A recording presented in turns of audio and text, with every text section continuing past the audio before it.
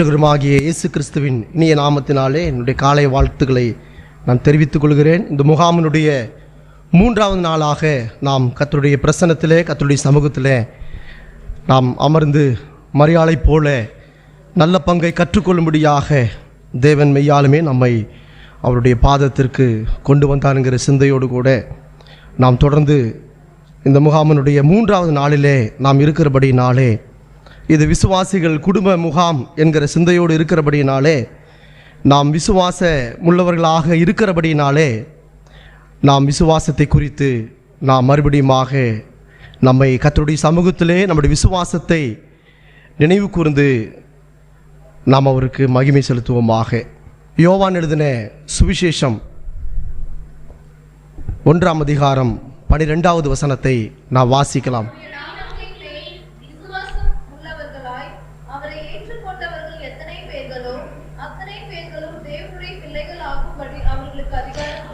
அவருடைய நாமத்தின் மேல் விசுவாசம் உள்ளவராய் அவரை ஏற்றுக்கொண்ட எத்தனை பேர்களோ அத்தனை பேரும் தேவனுடைய பிள்ளையாகும்படி அவர் அதிகாரம் கொடுத்தார் என்று சொல்லி நாம் வாசிக்கிறோம்.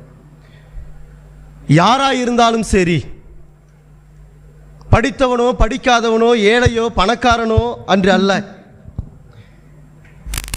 அவரை விசுவாசிக்கிறவன் எந்த நபராயிருந்தாலும் அவன் தேவனுடைய பிள்ளையாகும்படி அவனுக்கு அதிகாரத்தை கொடுத்திருக்கிறார் என்று சொல்லி யோவான் எழுதின சுவிசேஷத்தில் நாம் வாசிக்கிறோம்.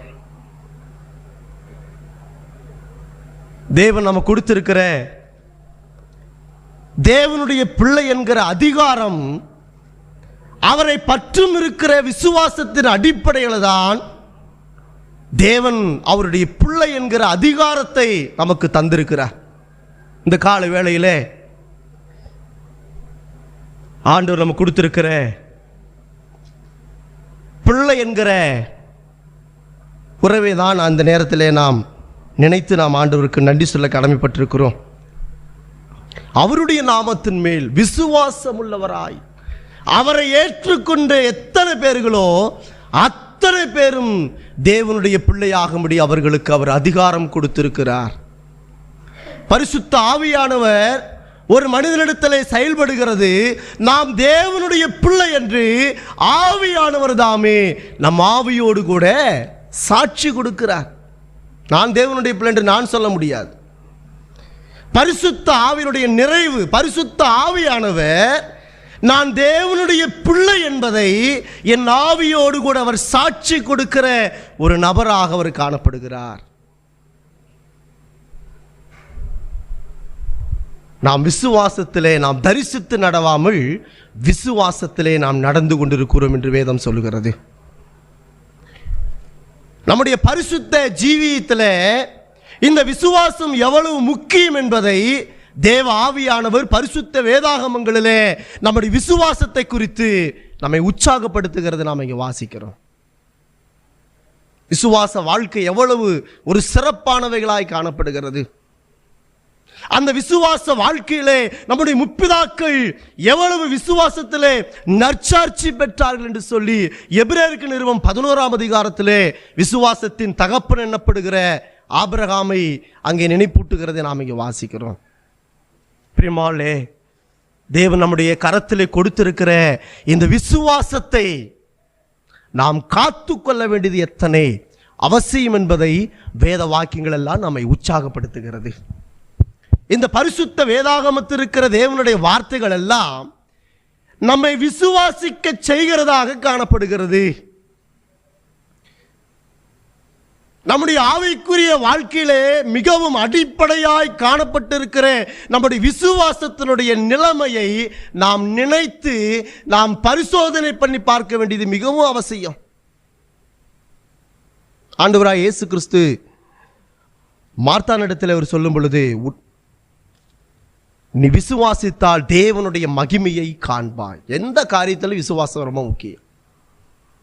எபிரு மகனை குறித்து வாசிக்கும் பொழுது, நீ விசுவாசமாயிரு, உன் மகள் மரிக்கவில்லை. இயேசு அவர்கள் விசுவாசத்தை கண்டு, ரொம்ப முக்கியம் பாருங்க, விசுவாசம் எவ்வளவு முக்கியம் என்பதை ஆண்டவர் தம்முடைய பரிசுத்தவான்களுக்கு இந்த விசுவாசத்தினுடைய கருத்தை குறித்து அவர் ஓமைகளாக அநேக நேரங்களிலே அவர் பேசியிருக்கிறார். விசுவாசம் எவ்வளவு முக்கியம்! அந்த விசுவாசத்தினால்தான் நம்முடைய முற்பிதாக்கள், நம்முடைய முன்னோர்கள் நற்சாட்சி பெற்றிருக்கிறார்கள். பிரியமானவர்களே, அப்படிப்பட்ட விசுவாசத்தை காத்து கொண்டிருக்கிற நீங்களும் நானும் அவர் என்னிடத்திலே ஒப்புவித்த அந்த விசுவாசத்திலே நான் நிலைத்திருக்கிறான் என்கிறது தான் இந்த நேரத்தில் நாம் ஆராய்ந்து பார்க்க வேண்டியது அவசியம். நான் வந்திருக்கிற எல்லாரும் தேவனுடைய பிள்ளைகள்.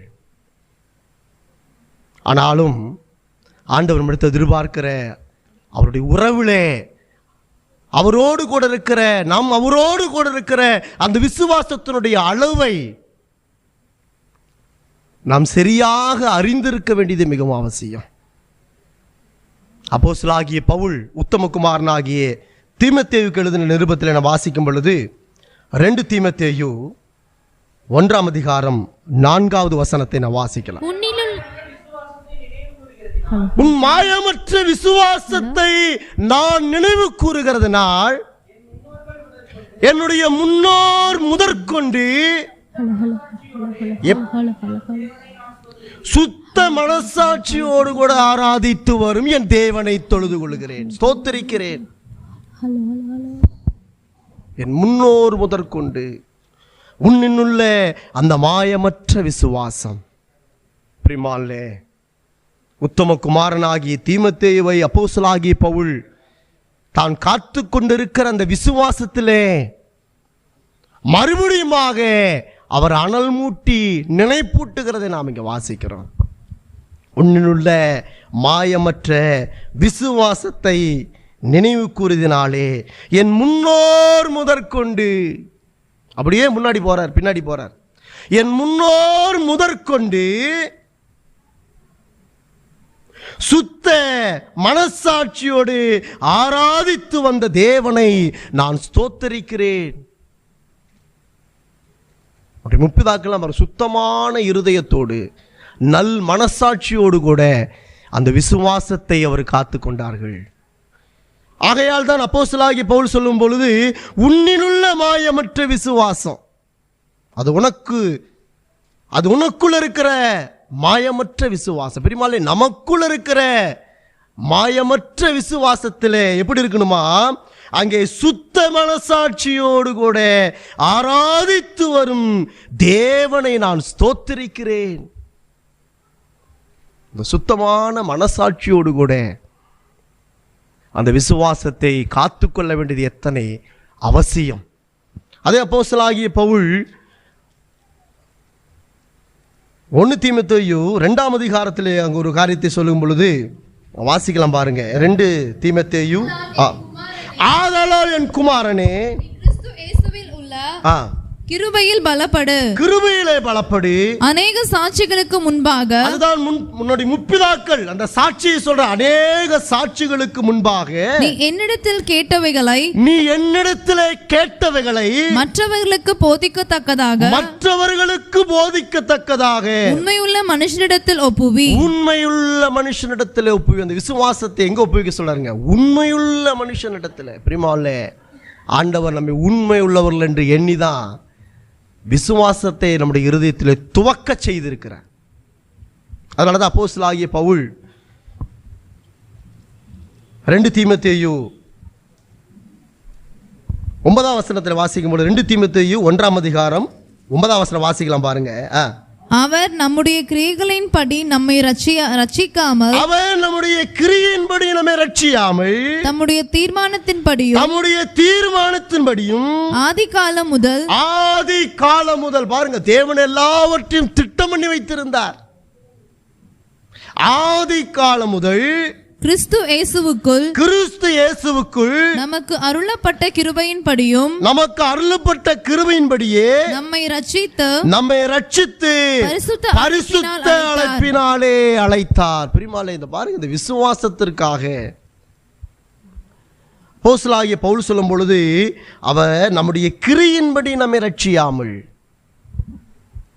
அவருடைய தீர்மானத்தின்படி, பிரியமானவர்களே, நாம் அவருடைய தீர்மானத்தின்படி நாம் அழைக்கப்பட்டு விசுவாசத்திற்கு சொந்தக்காரர்களாக நாம் மாறி இருக்கிறோம்.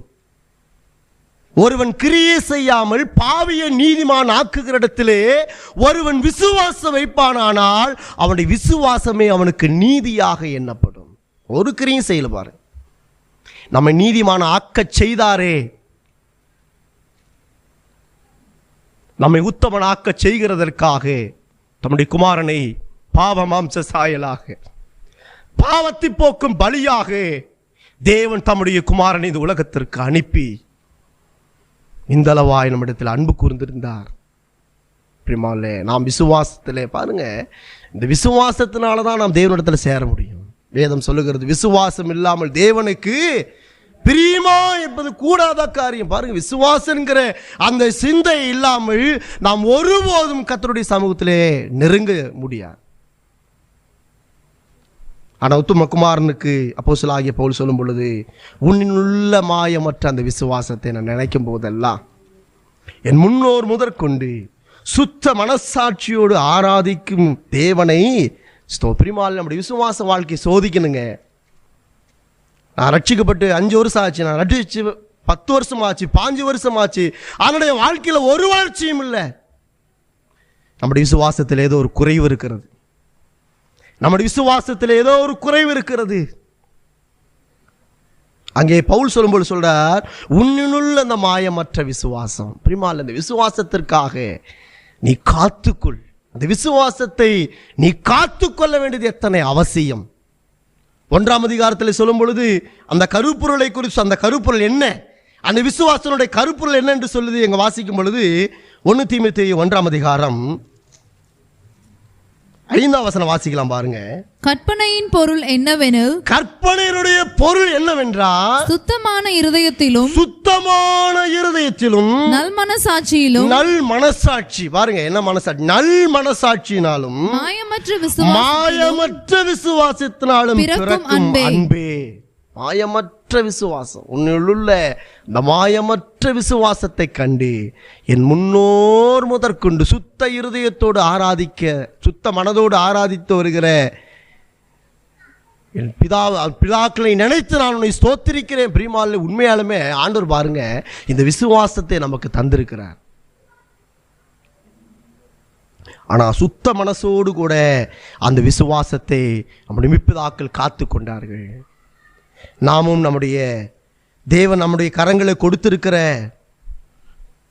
இந்த பரிசுத்த வேதாகமங்களிலிருந்து நாம் கற்றுக்கொண்டு நம்முடைய விசுவாச வாழ்க்கையிலே நாம் நிலைநிற்கிறதற்கு வேத வாக்கியங்கள் எல்லாம் தேவ ஆவியினாலே அருளப்பட்டிருக்கிற தேவனுடைய மனுஷன் தேறினவனாய் நிற்கிறதற்கு பரிசுத்த வேதாகமம் எல்லாம், அவைகளெல்லாம் அக்காலத்திலே நடந்தவைகள் எல்லாவற்றையும் தேவன் திருஷ்டாந்தமாக நம்முடைய கரங்களில் கொடுத்திருக்கிறார். காரணம், நாம் இவைகளிலே நடந்து இவைகளிலே கை கொண்டு விசுவாசத்திலே நிலைத்திருக்கும்படி தேவன் நம்முடைய கரங்களிலே வேதாகமங்களை கொடுத்திருக்கிறார். பிரியமான, நம்ம விசுவாசத்தை நிலைச்சிருக்கிறதற்கு பரிசுத்த வேதாகமம் எவ்வளவு உதவி செய்கிறது. நாம் விசுவாசத்திலே நிலைத்திருக்க வேண்டுங்கிற சிந்தை நமக்கு இருக்க வேண்டியது அவசியம்.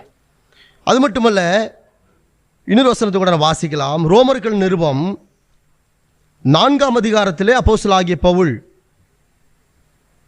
ஆபிரகாமுடைய விசுவாசத்தை குறித்து அங்கே நினைப்பூட்டுகிறதை நாம் இங்கே வாசிக்கிறோம். ரோமர்கள் நிருபம் 4ஆம் அதிகாரம்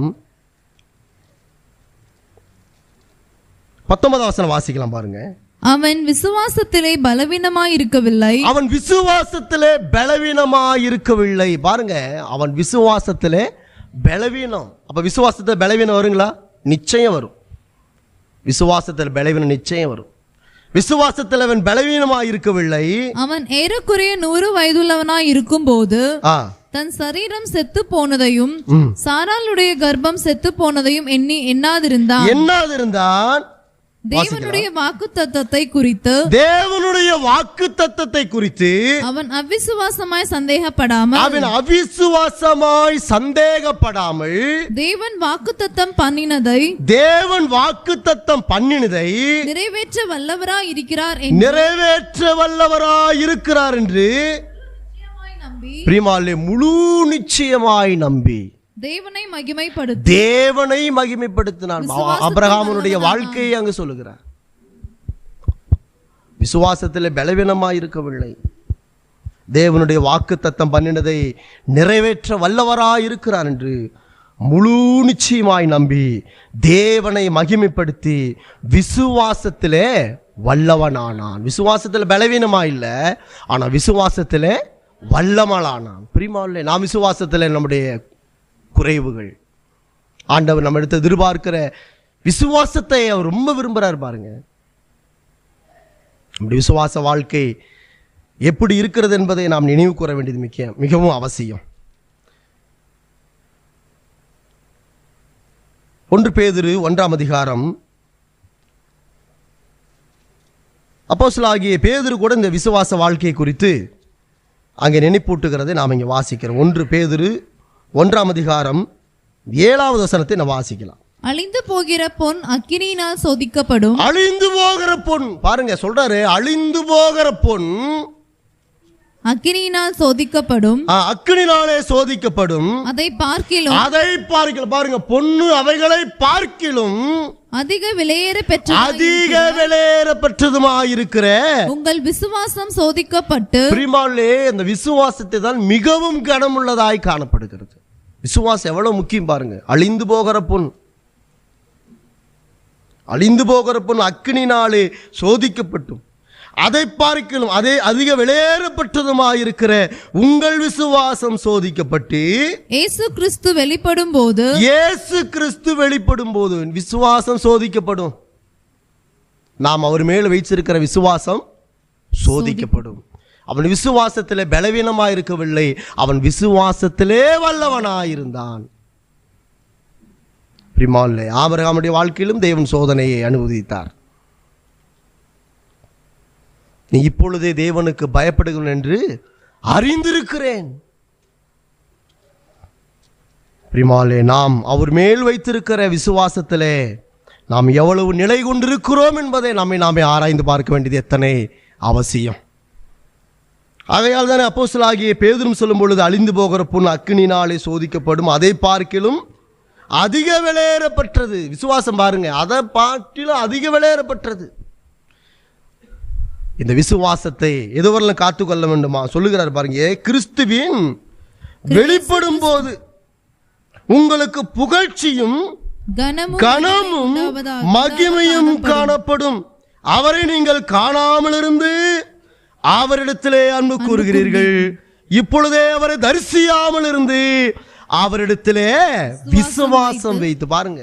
பார்க்கல அவரை, தோமாவினிடத்தில் அதான் சொன்னார், நீ கண்டு விசுவாசிக்கிறாய், காணாது விசுவாசிக்கிறவர்கள் பாக்கியவான்கள். பிரியமா, நம்ம பாக்கியம் பெற்ற ஜனம். அவரை நாம் ஒரு நாளிலே முகமுகமாய் நாம் அவரை தரிசிப்போங்கிற, அதனால தான் நாம் வாசித்தோம் அல்லவா, நாம் தரிசித்து நடவாமல் விசுவாசங்கிற அந்த நம்பிக்கையினாலே தேவன் நமக்கு கொடுத்திருக்கிற அந்த உறவு தான் விசுவாசம். அந்த விசுவாசங்கிற உறவோடு தான் நாம் தேவனோடு கூட நெருங்கி அவரோடு கூட சம்பாசிக்க முடிய வேண்டிய அவசியம். நோவா தேவனோடு கூட சஞ்சரித்தான், ஏனோக்கு தேவனோடு கூட சஞ்சரித்தான், தேவன் அவனை எடுத்துக்கொண்டார். விசுவாச வாழ்க்கை எபிரேயர் 11ஆம் அதிகாரத்தில் வாசிக்கும் பொழுது, விசுவாசித்த நம்முடைய முற்பிதாக்கள் எவ்வளவு நற்சாட்சி பெற்றார்கள் என்று சொல்லி எபிரேயர் ஆசிரியர் அங்கு நினைப்பூட்டுகிறது நாம் இங்கே வாசிக்கிறோம்.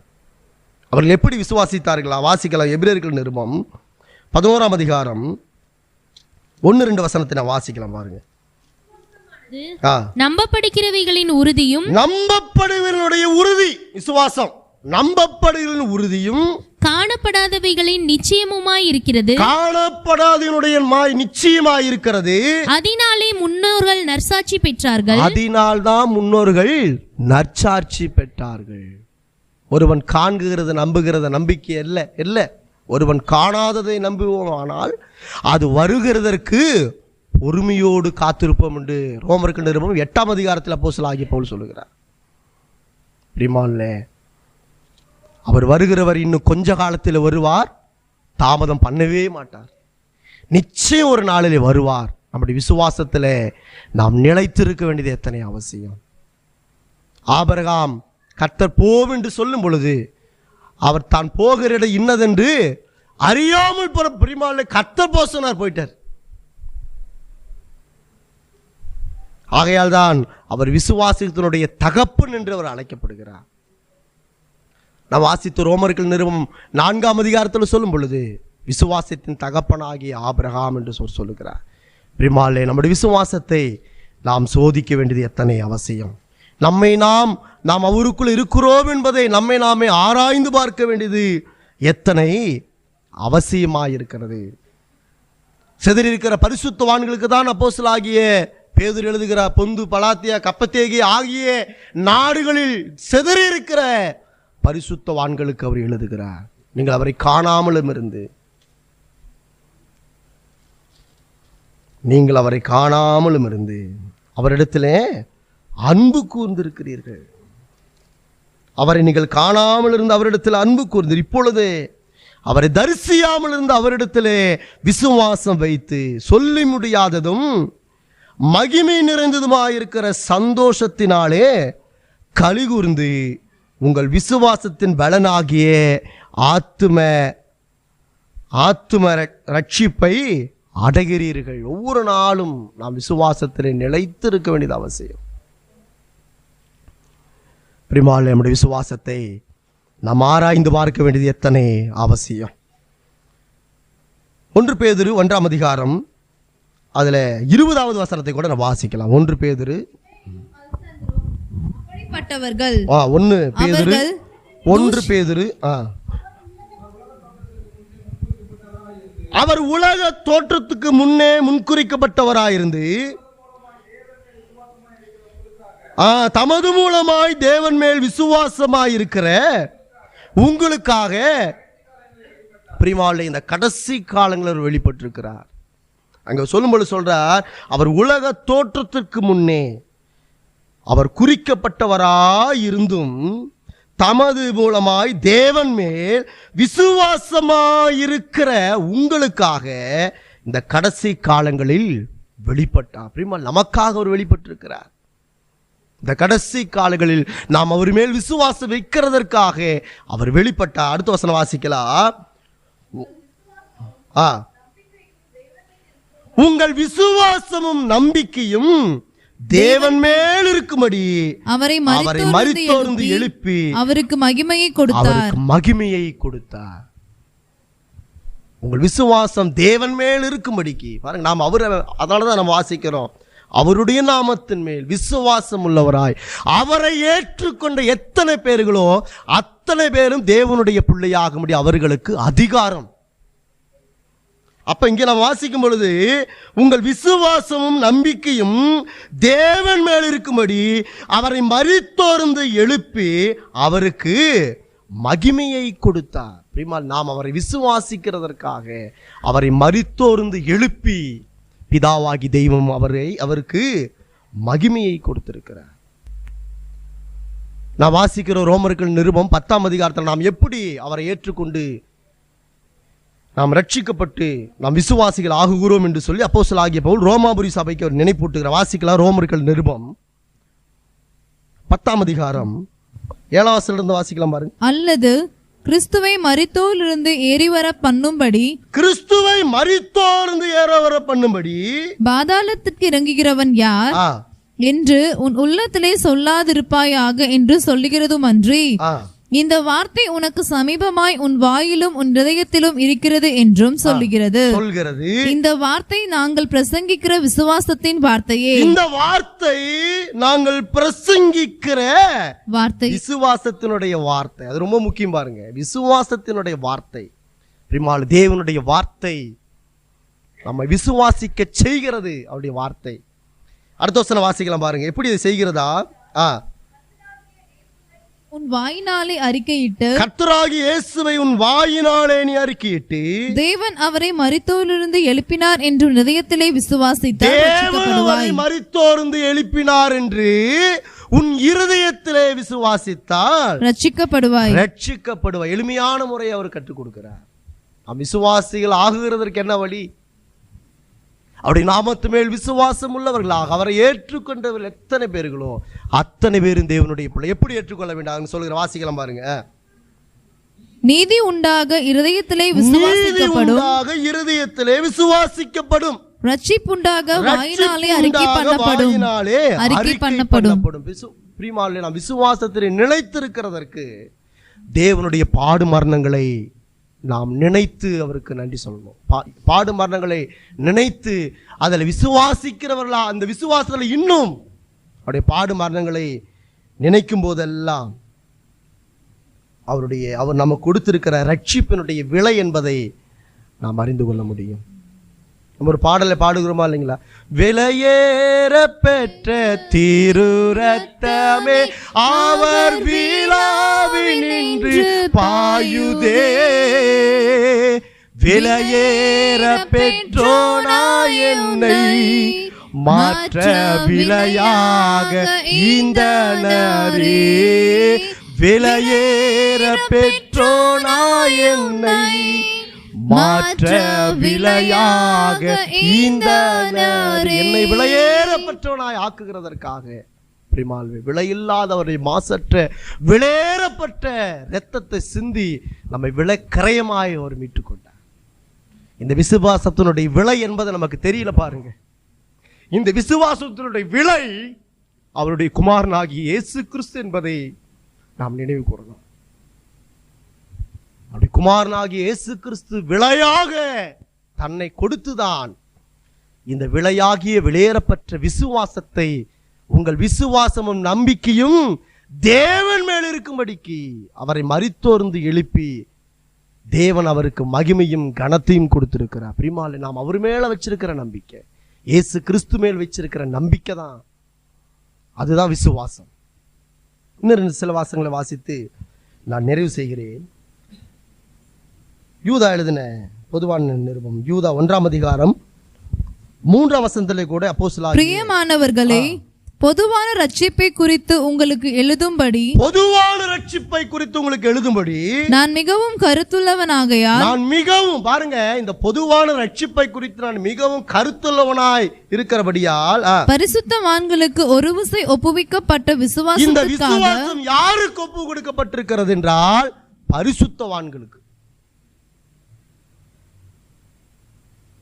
புறஜாதிகளாக இருந்த உங்களுக்கும் எனக்கும் தேவனுடைய விசுவாசத்தை இன்றைக்கு சுதந்திரித்துக் கொண்டு விசுவாசத்தை நாளே நாம் தேவனுடைய பிள்ளை என்கிற அதிகாரத்தை தேவன் நமக்கு கொடுத்திருக்கிறார்.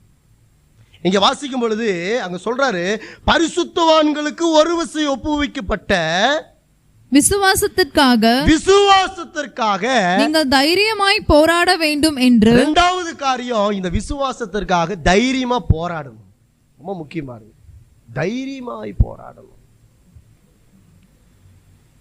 எபிரேயர் நிருபத்தில் வாசிக்கும் பொழுது அவர்கள் விசுவாசத்தினாலே கண்டு தன் மார்பிலை அணைத்துக் கொண்டு தங்கள் அந்நீரும் பரதேசியும் என்று எண்ணி விசுவாசத்தினாலே மரித்து போனார் என்று சொல்லி எபிரேயர் 11ஆம் அதிகாரத்தில் நாம் இங்கே வாசிக்கிறோம். பிரியமானவர்களே, தேவன் கொடுத்த அந்த வாக்கு தத்தத்திலே அவர்கள் விசுவாசம் உள்ளவராயிருந்தார்கள். அதை குறித்து வாசிக்கும் பொழுது வாசிக்கலாம். எபிரேயர் நிருபம் 11ஆம் அதிகாரத்தில் 39ஆம் வசனம் வாசிக்கலாம் பாருங்க. இவர்கள் எல்லாரும் விசுவாசத்தினாலே நற்சாட்சி பெற்றும், விசுவாசத்தினாலே நல்ல சாட்சிங்க, நற்சாட்சி பெற்று வாக்குத்தத்தம் பண்ணப்பட்டதை அடையாமற் போனார்கள். அவர்கள் நம்மை அல்லாமல் பூரணராகாதபடிக்கு விசேஷித்த நன்மையானதொன்றை தேவன் நமக்கென்று முன்னதாக நியமித்திருந்தார். நமக்கு நியமிச்சிருக்கிற அந்த உன்னத பாக்கியத்தை நாம் நிறைய நேரத்தை நம்ம நினைக்கிறது இல்லை. இது பரிசுத்தவான்களுக்கு ஒரு விசை ஒப்புவிக்கப்பட்ட இந்த விசுவாசத்திற்காக நாம் தைரியமாய் போராட வேண்டும். விசுவாசத்தை நிலைத்திருக்க வேண்டும், விசுவாசத்தை காத்துக்கொள்ள வேண்டும். எப்படிப்பட்ட காத்துக்கொள்ளுதல்? நல் மனசாட்சியினாலே, மாயமற்ற விசுவாசத்தினாலே. உன்னினுள்ள இந்த விசுவாசத்தை கண்டு என் முன்பிதாக்களை நான் நினைவு கூறுகிறேன் என்று பவுல் சொன்னது போல பிரியமானவர்களே, அவர் நமக்கு கொடுத்திருக்கிற இந்த விசுவாச வாழ்க்கையை நாம் காத்துக்கொண்டு நாம் அவருக்காக நிலைத்திருக்கும்படி தேவன் நம்மிடத்தில் அவர் விரும்புகிறார். அது மட்டுமல்ல, யூதா 1ஆம் அதிகாரம் 20-21 வாசிங்க, நான் நிறைவு செய்கிறேன். நீங்களோ பிரியமானவர்களே உங்கள் மகா பரிசுத்தமான விசுவாசத்தின் மேல். மூன்றாவது, இது என்ன விசுவாசங்க? மகா பரிசுத்தமான விசுவாசம். ரொம்ப முக்கியம் பாருங்க, சாதாரண விசுவாசம் கிடையாது. மகா பரிசுத்தமான விசுவாசத்தின் மேல் உங்களை உறுதிப்படுத்திக் கொண்டு நாம் அந்த விசுவாசத்திலே நிலை கொண்டிருக்கும்படி நாம் இந்த விசுவாசத்திலே உறுதிப்படுத்திக் கொள்ள வேண்டியது அவசியம். நிற்கிறேன் எண்ணுகிறேன் விழாதபடிக்கு எச்சரிக்கை. பிரிமாலே, நாம் அவருக்குள்ள இருக்கிறோம் என்பதை நாம் உறுதி செய்து கொள்ள வேண்டியது எத்தனை அவசியம். அதான் அவர் சொல்லும் பொழுது, மகா பரிசுத்தமான விசுவாசத்தின் மேலே உங்களை உறுதிப்படுத்திக் கொண்டு பரிசுத்த ஆவிக்குள் ஜெபம் பண்ணி தேவனுடைய அன்பிலே உங்களை காத்துக்கொண்டு, தேவனுடைய இந்த விசுவாசத்தை காத்துக்கொள்ள தேவனுடைய அன்பினாலே உங்களை காத்துக்கொண்டு நித்திய ஜீவனுக்கு ஏதுவாக நம்முடைய கர்த்தராகிய இயேசு கிறிஸ்துவினுடைய இரக்கத்தை பெற காத்திருங்கள். அவருக்காக தான் நாம் காத்திருக்கிறோம். நாம் தரிசித்து நடவாமல் விசுவாசத்தில் நடக்கிறோம். நாம் நிச்சயம் அவரை ஒரு நாளிலே தரிசிப்பு என்கிற நம்பிக்கையோடு கூட நம்முடைய விசுவாச வாழ்க்கையை தேவன் அவர் அறிந்திருக்கிறார். அப்போஸ்தலனாகிய பவுல் சொல்லும் பொழுது தீமோத்தேயு சொன்னான், நான் விசுவாசிக்கிறவர் இன்னார் என்று நான் அறிந்திருக்கிறேன். நமக்கு அந்த அறிவு வேணும் பாருங்க. நான் யாரை விசுவாசிக்கிறேன், நான் விசுவாசிக்கிற நபர் எப்படிப்பட்டவர். நாம் அவரை அறிந்து நாம் அவரை நினைவு கூற வேண்டியது எத்தனை அவசியம்.